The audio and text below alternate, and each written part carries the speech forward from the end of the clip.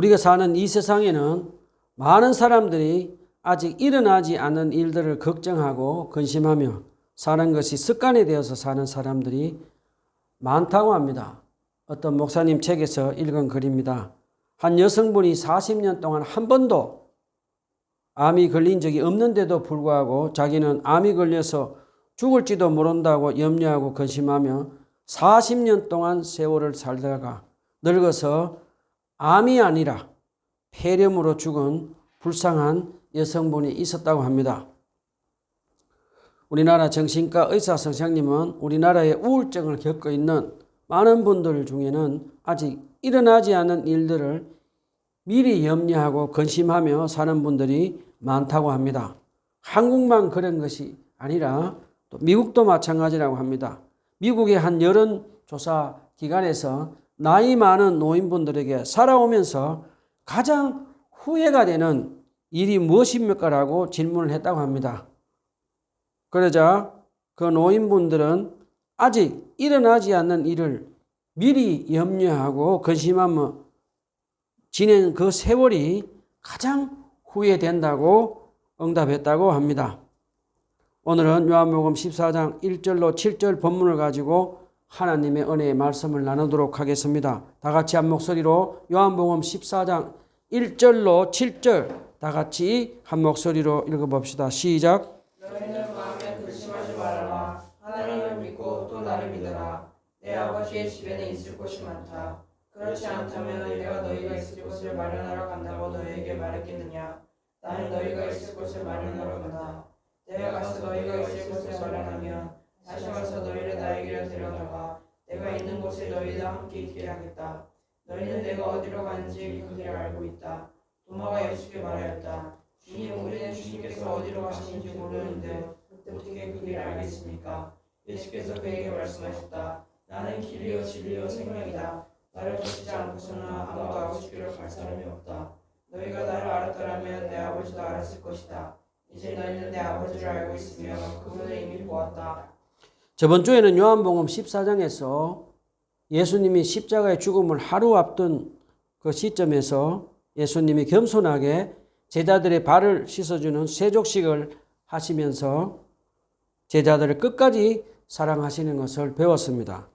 오늘 본문 배경은 그 후에 보면 예수님이 제자들을 떠나서 십자가의 죽음의 길로 가며 제자들을 잠시 떠나갈 것을 말씀하십니다. 그리고 가룟 유다가 예수님을 배반하고 베드로가 예수님을 3번 부인할 것을 예언하시자 제자들은 지금 마음의 근심으로 가득 차 있습니다. 자, 이제 마음의 근심으로 가득 차 있는 제자들에게 예수님은 본문 1절에 보면 너희는 마음에 근심하지 말라는 위로와 하나님을 믿고 또 나를 믿으라는 권면의 말씀으로 시작을 하십니다. 예수님은 제자들이 마음에 근심으로 가득 차 있는 것을 보고 제자들에게 지금 근심하지 말라고 위로를 하십니다. 왜냐하면 세상적인 염려로 마음에 근심이 계속해서 가득 차면 결국 믿음이 흔들리고 믿음을 잃어버리고 악한 마귀의 밥이 된다는 것을 예수님은 알고 계시기 때문입니다. 우리 여기서 잠깐 질문을 한번 해봅시다. 예수님의 제자들은 예수님을 하나님으로 믿었을까요? 아직 예수님의 제자들은 예수님을 하나님으로 믿고 의지 못하고 있었습니다. 그래서 예수님은 하나님을 믿듯이 예수님을 하나님으로 믿으라고 지금 말씀하신 것을 우리에게 가르쳐 주십니다. 그러면서 예수님은 마음에 근심으로 가득 차 있는 제자들에게 마음의 근심을 해결하는 방법으로 하나님을 믿듯이 예수님을 믿는 믿음을 지금 요구하십니다. 예수님은 더 구체적으로 제자들에게 하나님의 말씀을 믿듯이 예수님은 제자들에게 하나님이신 자신의 말씀을 믿으라는 믿음을 요구하십니다. 우리가 신앙생활을 하다 보면 때로는 우리 마음에 근심으로 가득 차서 우울하고 힘들 때가 있습니다. 그럴 때 여러분은 어떻게 해결하셨습니까? 저는 마음에 근심으로 가득 차서 우울할 때는 어떤 목사님의 설교를 듣거나 성경 말씀을 통해서 저희에게 근심하지 말라는 하나님의 음성을 듣고 믿으면 마치 안개가 사라지듯이 마음의 근심이 사라지는 것을 경험을 했습니다. 폴 트루니의 정신과 기독교 베스트셀러 작가, 지금은 천국으로 가신 스위스 분입니다. 그분은 살아생전에 성경 말씀을 1시간 동안 묵상하고 기도한 후에 정신질환자들을 상담을 했다고 합니다. 그분은 늘 정신질환을 앓고 있는 환자들에게 저는 당신의 말을 듣고 상담하며 들어주는 역할만 하지 당신을 온전하게 치료하지 못한다고 했다고 합니다. 그러면서 그분은 당신의 질병을 치유하고 고칠 수 있는 분이 계시는데 그분은 예수 그리스도입니다 라고 하면서 그 환자들에게 성경을 하나 나눠주고 성경 말씀을 매일 묵상하며 예수님의 음성을 듣고 믿도록 기도하라고 권면했다고 합니다. 그러자 환자분들 중에 폴 트루니의 의사 선생님의 권면을 듣고 성경 말씀을 묵상하며 예수님의 음성을 듣고 믿도록 기도한 사람들 중에는 온전하게 치유가 된 분들이 많다고 합니다. 그 다음에 또 우리가 하나님의 말씀으로 듣고 우리가 마음의 근심이 사라지는 경우도 있고 또한 어떤 목사님이 전해주는 설교 말씀을 통해서 우리의 마음에 있는 근심이 사라지는 것을 우리는 가르쳐 줍니다. 지금 여러분 중에 마음에 근심으로 가득 차 계신 분 계십니까? 지금 하나님이신 예수님이 성령님을 통해서 여러분에게 너희는 마음에 근심하지 말고 나를 믿으라. 내가 너희의 근심을 없애주겠다고 하시는 예수님의 말씀을 믿으시기를 바랍니다. 자, 이제 본문 2절에서 예수님을 근심하는 제자들에게 내 아버지의 집에는 있을 곳이 많다. 그렇지 않다면 내가 이미 너희에게 일러주었을 것이다. 나는 너희가 있을 곳을 마련하러 간다라고 지금 위로의 말씀을 하십니다. 예수님은 십자가 위에 죽으시고 부활하시고 하늘로 가서 내 아버지 집, 예수님이 자신있게 내 아버지 집이라고 하시는 말씀이 저는 얼마나 은혜가 되었는지 모르겠습니다. 예수님은 내 아버지 집, 즉 천국으로 가서 앞으로 제자들 위해 머물 곳을 예수님을 믿고 사는 우리들을 위해서 마련해 주시는 것을 가르쳐 주십니다. 제 자신을 보면 1년 앞도 내다보지 못하고 살아갈 때가 많이 있는데 예수님은 우리들이 죽음 이후에 영원히 머물 천국까지 준비를 해주시는 예수님의 끝없는 사랑을 가르쳐 주십니다. 자, 이제 본문 3절에서 예수님은 제자들에게 잠시 이별을 하지만 예수님은 제자들에게 다시 오겠다고 하시며 예수님과 제자들의 이별은 일시적인 것을 우리에게 가르쳐 줍니다. 여러분, 예수님이 우리를 위해 천국에서 우리가 머물 집을 마련해 두셨다는 말씀을 듣고 여러분은 어떤 생각이 드십니까? 저는 이 땅에서 나그네 같은 삶을 살면서 성령의 능력으로 하나님 나라의 복음을 전하는 사명을 마친 후에 죽음 이후에 이 땅을 떠나서 예수님이 마련해 두신 저 천국으로 갈 생각을 할 때마다 제 마음이 기쁘며 제 가슴이 벅차오르며 제 심장이 요동쳐 오는 것을 느낍니다. 예수님이 우리를 위해 마련한 저 천국은 어떤 곳입니까? 요한계시록 21장 4절에 보면 예수님이 마련해 두신 저 천국에는 하나님이신 예수님이 보좌에 앉아 계시며 천국에는 더 이상 눈물도 없고 질병도 없고 슬픔도 없고 죽음도 없고 하나님이신 예수님과 친밀한 교제를 하며 예배를 드리며 영원한 생명을 받아 누리는 곳인 것을 가르쳐 줍니다. 제 설교를 듣는 여러분들 중에는 가난한 분들도 계실 것입니다. 그리고 어떤 분은 긴 질병으로 고통 중에 계시는 분들도 계시고 어떤 분들은 죽음을 앞두고 계신 분들도 계실 것입니다. 여러분 용기를 내십시오. 우리는 이 땅에 잠시 나그네로 살아가는 것이며 우리는 죽음 이후에 이 땅을 떠나 예수님이 우리를 위해 마련해 두신 우리의 본향 저 천국이 있다는 말씀을 믿고 믿음으로 살아가는 우리 모두가 되었으면 좋겠습니다. 자, 우리 다시 본문으로 돌아갑시다. 본문 4절에 보면 내가 가는 곳으로 가는 길을 너희가 알고 있다 라고 말씀을 하십니다. 그러자 본문 5절에 보면 도마가 주님 우리는 주께서 어디로 가시는지 알지 못하는데 어떻게 그 길을 알 수 있습니까? 라고 대답을 합니다.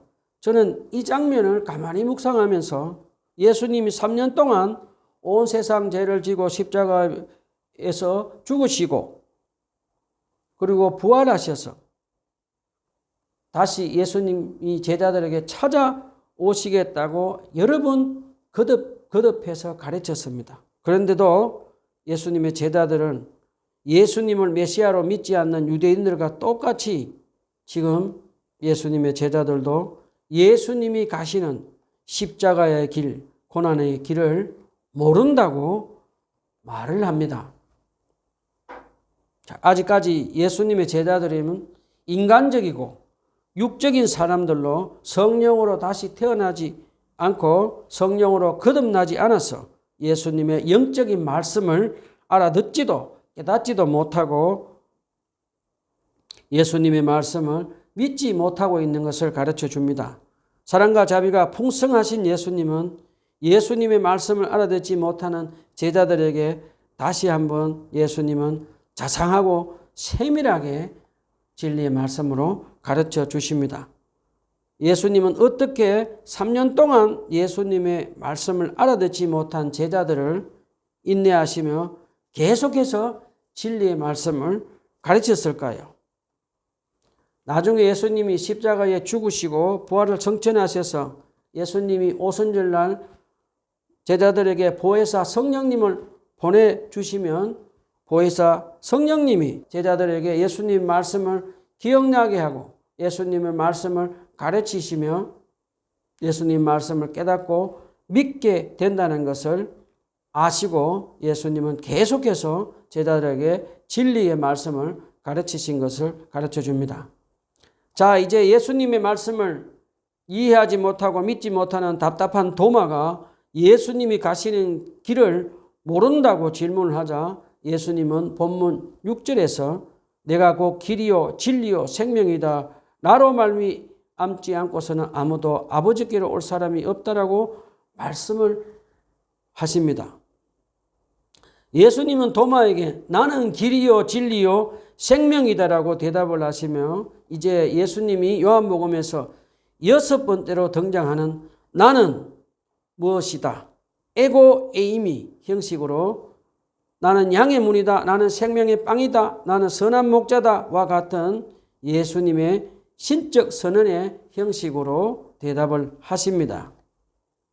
자, 예수님은 먼저 자신을 길이라고 정의하는 말씀을 하시며 다른 두 단어인 진리와 생명은 구속사적 의미를 가지고 있습니다.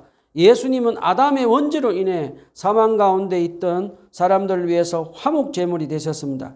그래서 예수님은 인간의 모든 죄를 대속하심으로 인간과 하나님이 서로 교제할 수 있는 길을 내어주셨습니다. 그리고 예수님은 대제사장이 1년에 한 번만 들어갈 수 있었던 지성소의 한가운데에 난 길이며 예수님의 육체가 휘장이 되어 그 몸을 찢어서 이제 열어놓으신 길입니다.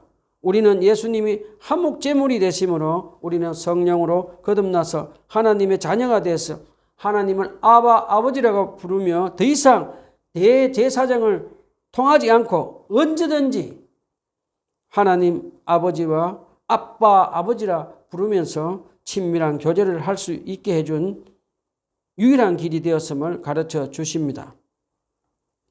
사도 요한은 화목제물이 되어서 우리 인간이 하나님 아버지께로 가는 유일한 길을 놓으신 예수님은 말씀으로 온 세상을 창조하신 진리의 말씀, 로고스이신 하나님이셨던 그분이 우리 인간의 몸을 입고 오셔서 이 땅에서 진리를 가르치시며 죄와 사망의 법에서 우리를 자유케 하시며 그분이 가진 생명을 우리에게 풍성히 나누어 주시는 것을 가르쳐 주십니다. 지금 예수님이 말씀하신 길은 도가 아닙니다. 어떤 과학적인 진리도 아닙니다. 어떤 사람이 오랜 세월 동안 수양을 해서 갈 수 있는 길이 아닙니다. 그런 것들은 우리를 하나님 아버지께로 인도할 수 없습니다. 오직 하나님이시며 하나님의 아들이시며 인간으로 오셔서 이 땅에서 인격적으로 사시며 십자가 위에서 화목제물이 되신 예수 그리스도만이 우리를 하나님 아버지께로 인도할 수 있는 유일한 길임을 믿으며 살아갑시다. 얼마 전에 현대모비스 프로농구 감독을 하다가 이제 은퇴한 유재학 감독의 인터뷰를 보면서 듣게 된 내용입니다. 한국 프로농구 선수들 가운데 농구의 길을 알고 플레이를 하는 선수와 농구에 가는 길을 모르고 플레이를 하는 선수가 있는데 그 차이는 엄청나다고 합니다. 한국 프로농구 선수 중에 농구의 길을 모르고 플레이를 하는 선수는 자기도 실력이 늘지 않고 팀도 결국 패배하게 만든다고 합니다. 그런데 반대로 한국 프로농구 선수 중에 농구의 길을 잘 알고 플레이를 하는 선수는 자기의 실력도 향상이 되고 팀에게는 승리를 안겨주는 사람이 된다고 합니다. 우리 인간이 나그네 같은 삶을 이 땅에 살아가면서 농구의 길이 있듯이 우리 인생을 살면서 올바른 길을 알고 가는 것과 잘못된 길을 가는 것이 얼마나 중요한지를 배울 수가 있었습니다. 성경에 보면 예수님을 믿지 않고 잘못된 길로 가다가 죄를 뉘우치고 확실한 길이신 예수님을 믿고 구원받아서 영원히 행복한 삶을 살게 된 사람들이 많이 있는 것을 봅니다. 그 중에 동족들의 피를 뽑아서 엄청난 세금과 이자를 받아서 부자가 되었던 세리장이었던 삭개오는 더 웨이, 우리의 확실한 길이신 더 웨이 예수님을 만나서 구원받고 변화되어서 영원한 생명을 받아 누리며 행복한 삶을 산 것을 가르쳐 줍니다. 그리고 나그네 같은 인생길에서 잘못된 길로 가서 마음에 근심하며 살면서 남편이 5이나 있었던 사마리아 우물가 여인도 우리의 길이신 확실한 길이신 더 웨이 이신 예수님을 만나서 변화되어서 마을 사람들에게 하나님 나라의 복음을 전하며 영원한 생명을 받아 누린 사마리아 여성도 있었습니다. 그리고 돈, 명예, 권력 모두를 가지고 인생의 잘못된 길로 가던 사내들인 공의의 출신 니고데모도 한밤중에 예수님을 찾아와서 예수님의 진리의 말씀을 듣고 나중에 변화되어서 예수 그리스도를 믿고 구원받아서 예수님의 제자가 되어서 영원한 생명을 받아 누리는 것을 가르쳐 줍니다. 자, 우리 주위에 보면 나그네 같은 인생을 살면서 올바른 길을 찾지 못하고 잘못된 길로 가서 방황해하며 우울하게 근심 속에 살아가며 미래에 대한 두려움에 빠져서 사는 안타까운 사람들을 많이 볼 수 있습니다. 제가 요즘 60대 남자 2분을 만나서 교제를 하며 하나님의 나라를 복음을 전하는 2분이 있습니다.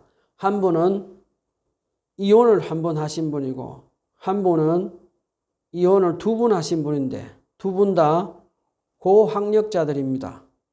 2분은 혼자 사시면서 거의 매일 외롭게 술병을 달고 산다고 하는 말을 들으면서 제 마음이 얼마나 아팠는지 모르겠습니다. 어느 날 저는 이혼을 2분 하고 노숙자 생활을 하다가 지금은 일을 하며 지내고 있는 그분에게 술을 끊고 식사를 제대로 하라고 권면을 하며 예수님을 믿으라고 복음을 전도했습니다.